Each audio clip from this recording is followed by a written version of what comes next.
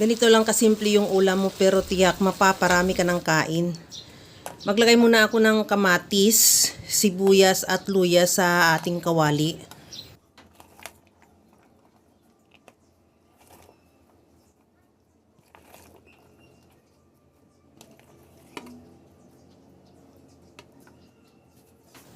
Pagkatapos yan, ilagay ko na yung 3 pirasong isdang bisugo.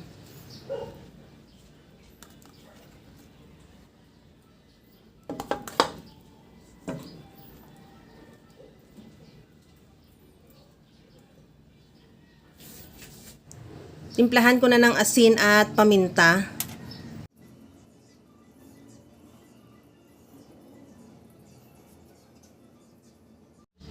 Maglagay na rin ako ng toyo. Lagyan ko rin ng oyster sauce.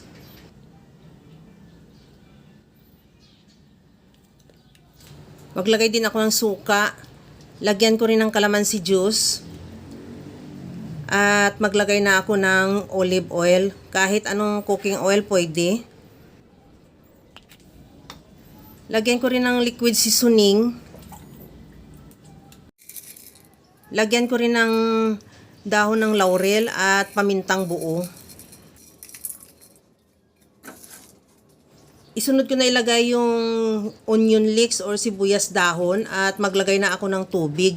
Takpan at isimmer, pahinaan lang yung apoy hanggang sa maluto yung isda o mag-reduce yung sabaw. At sa puntong ito, okay na yung ating isda, ready to serve na. Kaya mga kalasa, kung nagustuhan mo yung ating video, please like na lang at pakishare na rin sa inyong mga friends. At kung bago ka pa lang sa aking channel, subscribe na at i-click mo na rin ang bell button para sa mga notification.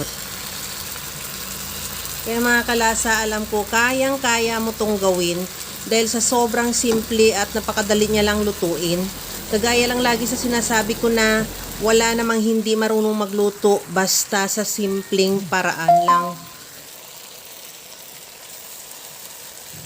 Okay na tong ating napakasarap na adobong isdang bisugo. Hanguin ko na lang yan at ready to serve na.